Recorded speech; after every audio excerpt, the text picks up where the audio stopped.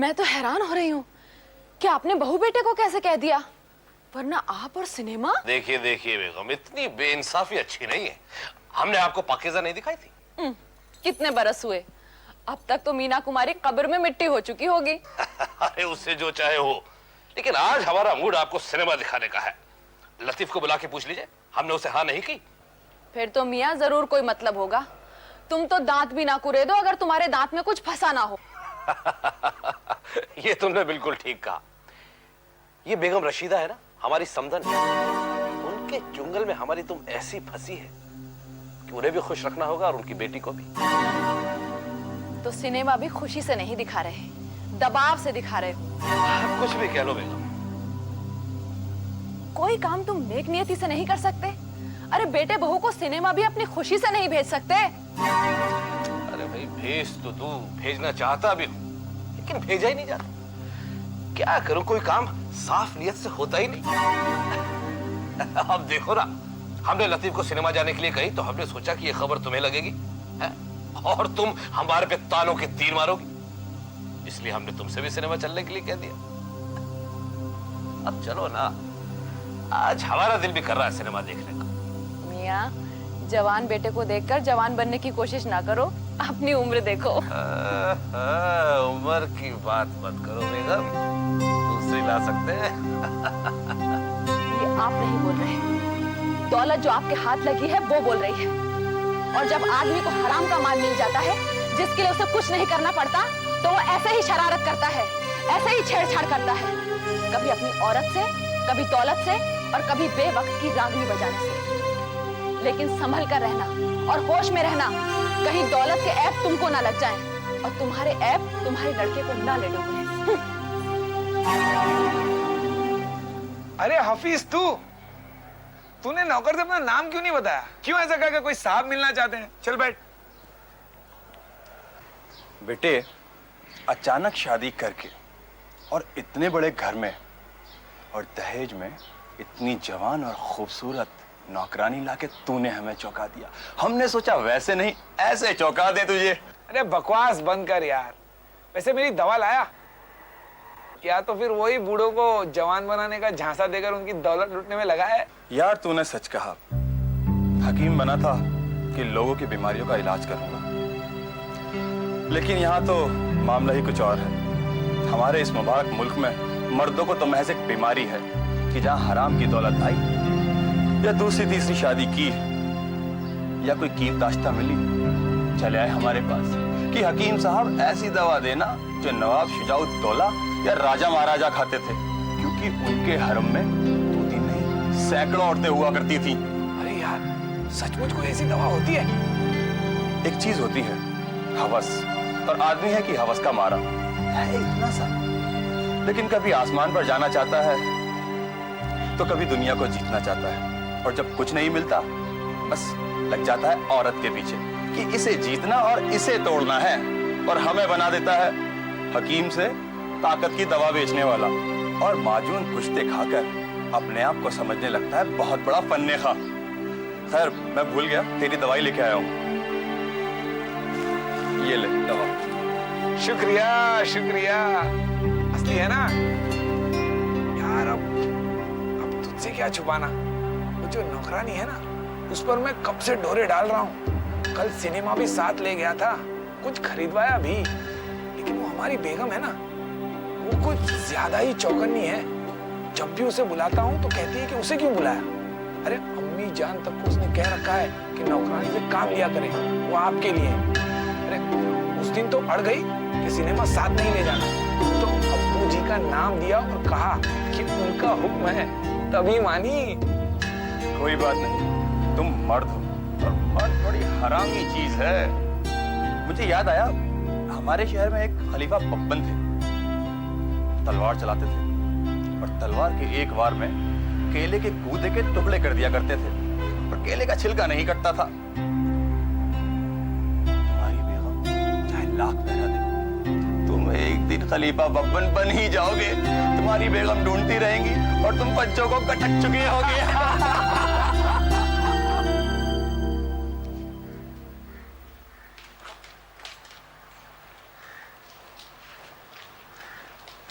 क्या हुआ, यहाँ क्यों चली आ रही? इधर आइए तो। क्या हुआ? आइए ना। अम्मी आई हैं। तो इसमें कौन सी नई बात है, वो तो पहले भी आई थी। लेकिन झगड़ के आई ना घर से। किससे? शमा से। मुझे लगा अब्बू से झगड़ा है। नको, शमा से लड़के आई और इतना लड़ी कि रात खाना नहीं खाया घर पे। इधर भी खाने को मना कर रही। बोली आबिद मियां आएंगे, उन्हीं के साथ निवाला तोड़ूंगी मैं। आपने गौर से देखा आपकी अम्मा ही कोई और तो नहीं है? मुझे यकीन नहीं हो रहा। काहे को? नहीं, क्योंकि मैं वो नहीं हो सकता हूँ जिसकी इजाजत के बिना वो निवाला ना तोड़े। मजाक कर रहे हैं आबिद मियां? मतलब मुझको इतनी इज्जत बख्शी जाए, वो भी तुम्हारी अम्मा बख्शे, ये मैं कैसे यकीन करूँ, आप बताओ। तो मैं झूठ बोल रही? तो फिर आपकी अम्मा झूठ बोल रही। मैं जो उनकी बड़ी बेटी को ले भागा, वो उनकी छोटी बेटी के बारे में उनका साथ कैसे दे सकता है, आप बताओ मुझे। सुनो, आप जाओ अंदर, गौर से देखो वही है कि नहीं। फिर अगर वही है तो उनसे पूछो कि उन्होंने ये कहा है या नहीं। बोले हाँ, तो फिर मैं आऊंगा। जाओ। सुनो, तुम्हारी बाहें इतनी मानसा नहीं, तुमने ध्यान ही नहीं दिया आज तक। चलो हमारी सास का नाम मुबारक तो हुआ। चलिए तो। उनका शुक्रिया अदा करते हैं।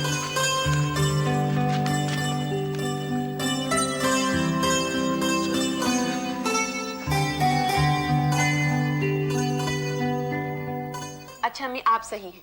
अब गुस्सा थूकिए और उठ के कुछ खा लीजिए। अरे छोड़ मुझे, मैंने कहा ना मुझे भूख नहीं है। आप कुछ बोलिए ना, मेरी बातें नहीं मान रही। अच्छा आप जरा इधर देखिए। देखो बेटा, जो उसने कहा है ना, उसके बाद ना मैं किसी को देखूंगी ना किसी की मानूंगी। ओह, उसकी बात नहीं है। अब्बू जी यहाँ पर है नहीं और आपने खाना छोड़ दिया है। अब मैं नहीं बोलूंगा तो कौन बोलेगा? और मेरी नहीं सुनेंगी आप तो किसकी सुनेंगी? देखो, वो 42 भर की बच्ची, उसने किसी की बात मानी? वो बददिमाग मुंह जली। अरे तुमने तो उसकी पढ़ाई का इंतजाम किया, वो वकील चल के घर में पढ़ाने आया और उसे देखो बैठी हुई थी कॉलेज में जाके, मुंह जली कहीं की। उसने तो हमारी छोड़ो तुम्हारे मुंह पे भी कालिक पोत दी। बड़ा बहनोई घर का जो होता है ना, बाप बराबर होता है, उसने इसके बात भी ख्याल नहीं किया। अजी इस जमाने में कोई किसी के बराबर नहीं होता है, और शायद पहले भी नहीं हुआ करता था। इसीलिए तो कहा है ना कि नेकी करो दरिया में डाल। अब आपने उसकी गलती बता दी, जाने दीजिए, बात खत्म हुई। जी हाँ, ऐसे बात कैसे खत्म हो गई? कैसे खत्म होगी बात? उसने किसी से माफी मांगी? वकील साहब से माफी मांगी उसने? अरे वकील पढ़ाने नहीं आया तो मेरी छाती पे चढ़ के बैठ गई। अब बेटी अगर माँ की छाती पर चढ़ गई तो कौन सा तूफान आ गया? माँ ही तो सिखाती है उसे अपनी छाती पर चढ़ना। क्या? दूध पिलाने के बाद छाती पर रखकर सुलाती नहीं है ताकि दूध हजम हो जाए? अम्मी जान, आप इनसे नहीं बहस में जीत सकती। अब उठिए और मान लीजिए। नहीं नहीं, ऐसे कैसे मान जाए? इतनी आसानी से क्यों मान जाए? आप मत मानिए, बिल्कुल मत मानिए, जब तक कि ये आपका रोजा तोड़ने के लिए आपके लिए शरबत बना के नहीं लाए और उस गिलास को मैं आपके मुंह से न लगा दूं, तब तक मत मानिएगा। जाइए जाइए, शरबत बनाइए। हाँ। बहुत जल्दी करो भाई।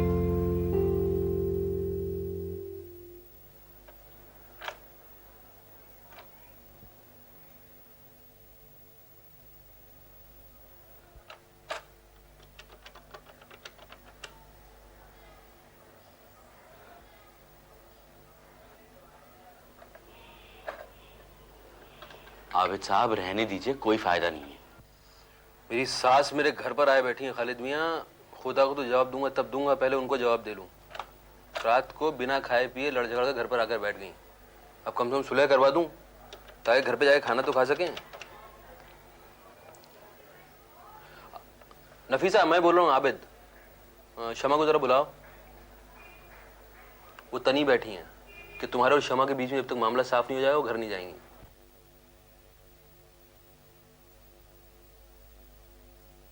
हेलो, आदाब आबिद साहब। आदाब। अम्मी पहुंच गई और मेरी शिकायत कर दी? अजी शिकायत तो रात को ही कर दी थी, अब तो शिकायत को जरा रफे करनी है। सुनो शमा, तुम्हारी अम्मी बड़ी हैं। और मेरी चोटें? मुझे जो चोटें लगी हैं? नहीं, तुम्हें जो चोटें लगी हैं वो शायद किसी और को नहीं लगी होंगी, लेकिन खालिद मियां ने तुमसे ये थोड़ी कहा था कि तुम घर पर हो तो तुम उनको फोन ही करती रहो। उन्होंने कहा था कि जब तुम जा रही हो, घर पर ना हो तो कम से कम फोन से उन्हें इत्तला कर दो। तो अम्मी से कहिए कि घर आए और खाना खाए। वो मैं नहीं कह सकता। क्यों? ना, मैं इस बात में तुम्हें डिफेंड नहीं कर सकता। किस बात पर? यही कि तुम लाइब्रेरी में बैठी रही, घर पर नहीं आई। इसके लिए जिम्मेदार आप हैं। आदमी को इतना ओवर कन्विंस कर देते हैं कि बाद में पता चलता है कि वो गलत बात मान गया है। यानी मेरा इंटरवीन करना और खालिद मियां को तुम्हें पढ़ाने के लिए तैयार करना गलत था। खैर वो गलत हो सही हो, लेकिन उसमें खालिद मियां की क्या गलती थी? और मैं उस औरत को कैसे बुरा कहूं जो हमारे मुल्क की हजारों साल पुरानी रीत की अलंबरदार है कि मेहमान घर से नाराज होकर ना जाए, मेहमान घर से बिना खाए पिए ना जाए। मैं फोन रख रही हूँ, मुझे आपसे कोई बहस नहीं करनी। हाँ तो मुझे भी कौन सा खालिद मियां के फोन का बिल पड़वाना है भाई? क्या आप वहां से फोन कर रहे हैं? हाँ तो मेरे घर पर फोन कब लगा है? और बात मेरी और तुम्हारे बीच की थोड़ी है, बात तुम्हारी अम्मी और खालिद मियां की है। और खालिद मियां को शामिल किए बगैर मैं कैसे उनसे कह दूं कि तुम पढ़ाने चले जाए?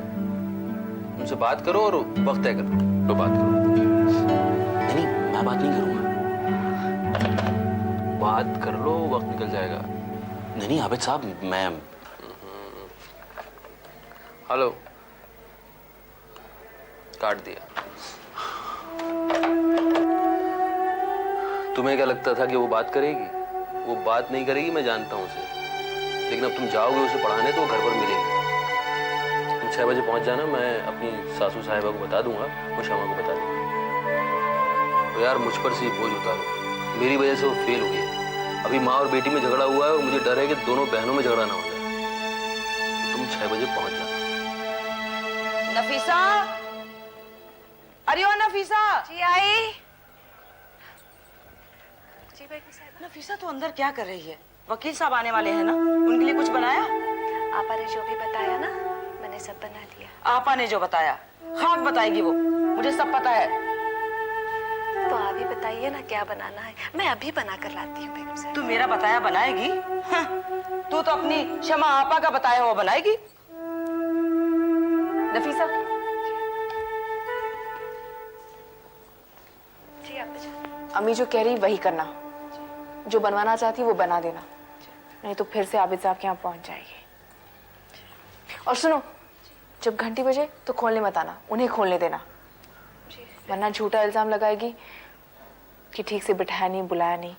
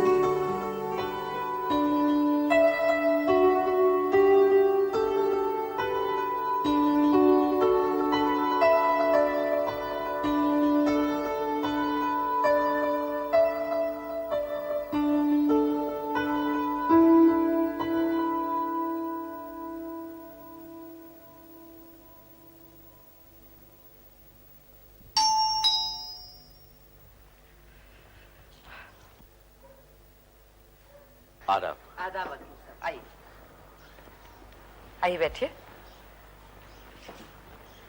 आप थोड़ा बैठिए, मैं अभी आई। देखिए मुझे कुछ भी नहीं चाहिए, जरूरत होगी तो मैं मांग लूंगा। मैं जरा पढ़ा लूं, वैसे ही 2-3 दिन खराब हो गए। इसमें गलती मेरी बेटी की ही है, मैं उससे माफी मंगवाऊंगी आपसे, वो आपसे माफी मांगेगी। देखिए ये ना कीजिएगा, वरना जो गुनाह मैंने किए हैं मैं कभी भूल नहीं पाऊंगा। पढ़ाई कर उन्हें बुला दीजिए बस। जी अच्छा, आप बैठिए। शमा, शमा, शमा, बाहर वकील साहब आए हैं, पढ़ो चल के।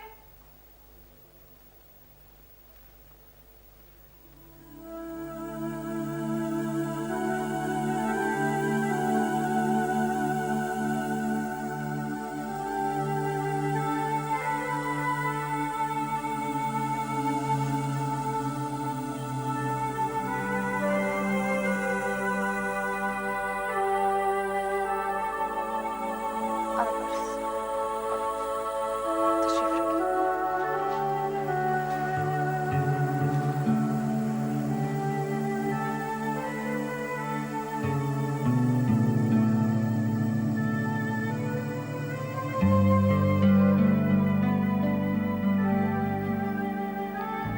नाश्ता कर लीजिए ना। नहीं मैं पहले पढ़ाना चाहूँ।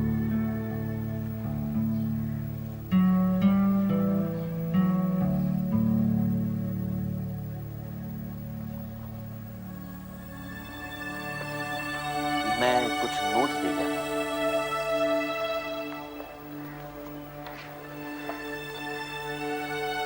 मैंने स्टडी कर ली है, अगर आप चाहें तो सवाल दे दें। जी हाँ, उसे पता चल जाएगा कि आप क्या समझे और क्या नहीं समझे।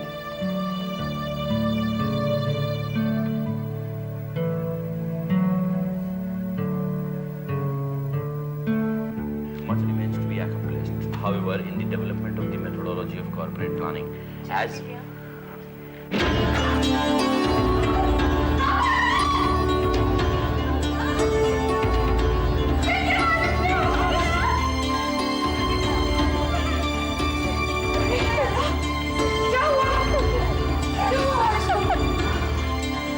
घबराई नहीं, इसे हॉस्पिटल ले चलते हैं, जल्दी कीजिए, चलिए। चलिए डॉक्टर के पास ले चलिए इसे।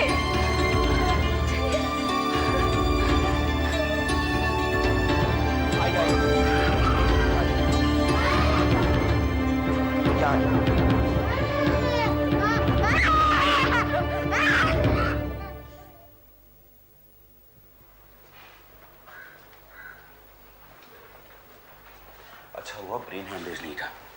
होंठ फटने की वजह से खून आ रहा था और शॉक की वजह से बेहोश हुआ था, वरना मुसीबत हो जाती। अरे भाई तुम्हारी वजह से इलाज हो गया वक्त पे, ये कहो। आबिद साहब, मैं अब पढ़ाने नहीं जाऊंगा। अरे क्यों? आप जानते हैं क्यों? नफीसा मेरे लिए नाश्ता बना रही थी, पर वारिस कमरे में अकेला था। अरे नफीसा क्या है, वो तो शमा भी उसे लेकर उछलती रहती है, कभी उसके हाथ से भी तो फिसल सकता है। लेकिन आबिद साहब, मैं इसमें शामिल नहीं होना चाहता।